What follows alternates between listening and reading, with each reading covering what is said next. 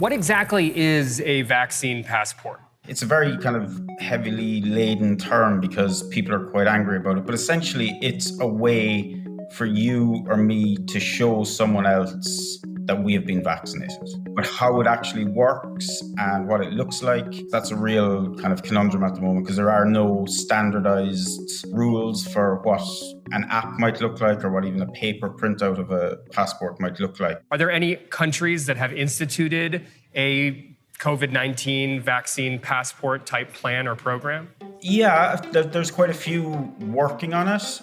Israel is probably the furthest along. The European Union is working on one for EU countries so that you can travel freely inside the EU once you have this. Travel is probably the primary reason for vaccine passports at the moment. Obviously, getting into sporting venues or opening businesses as well. Now, what about the United States? Are there any plans in the US to develop a vaccine passport? Yeah, lots of plans. The big thing, I guess, is that the government came out last week and the Biden administration said there will be no federally mandated vaccine passport.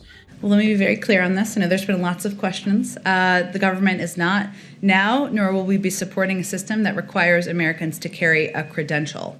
I think there's about 17 or 18 different private groups and companies and NGOs all working on different vaccine passports without a set of standardized rules or kind of being able to say that they will be interoperable or work even internationally, or it's a bit of a mess at the moment. Part of the reason I feel very confused over the controversy over this is that it already exists. Like, I have a little yellow card in my passport that has all the vaccinations that I had. And if I want to go to certain countries, like some countries in Africa, I need to have the yellow fever vaccination. Otherwise, I won't be let in. So this is something that people around the world deal with on a daily basis. Why is it so controversial here in the US, where even if, say, I want to go to a certain university, I have to show that I had a meningitis vaccine. If I want to get a green card, I have to get a whole bunch of vaccines to do it. So it feels like the far right has a bit of a bone to pick with this, but it already exists. So what the right seem to be angry about is that you're taking away your ability to infect a load of other people in someone else's business, which seems crazy, but that's essentially their argument.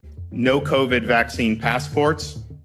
This is something that we want available for all, but mandated for none. That is why I issued an executive order that prohibits government-mandated vaccine passports in Texas. This is where you've seen in Florida and Texas where the governors have come out strongly and banned businesses or tried to ban businesses from mandating this, is that they believe it's kind of stealing someone's individual freedom because they're saying, oh, you have to have this passport in order to shop in this store or, go to this sporting event. It's just not true. The likes of Marjorie Taylor Greene, she claimed that Biden was mandating these. Is this something like Biden's mark of the beast? Because that is really disturbing. How much is the hesitancy towards a vaccine passport type scenario on your smartphone about a fear of having yourself tracked by the government? This is a realistic concern about vaccine passports. A new app on your phone that is linked to your health information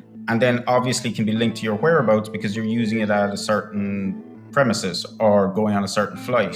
So there are huge concerns over how the security and privacy on these apps are implemented. And because there are no standardized rules either in the US or internationally really, that's a big concern because it just takes one app that hasn't been coded properly. Because people are trying to rush these out, they may be built on old architecture and old databases, and that's when errors happen. We've seen it over the last decade where no matter what happens, there's always someone who's looking to take advantage of situations like this and build massive silos of information. And we know data is the new gold. Any app that you're giving your information to, especially sensitive information about your health and your location, has the potential to be weaponized and taken advantage of. And that is a real concern. And it's down to the people who are building those apps and regulators to see if they are being implemented properly, because if they're not, they can be taken advantage of, and that's pretty scary.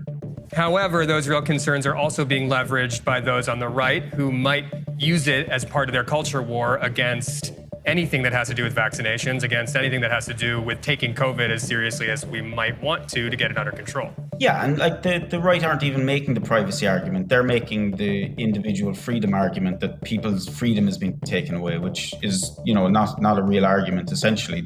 If they did make the argument about privacy, about people's security, about people's data, or even the argument about, this is going to create even more inequality among groups who have the vaccine and who don't have the vaccine, you could understand and listen to those arguments. But the fact they're making these disingenuous arguments about freedom means, makes them sound pretty hollow.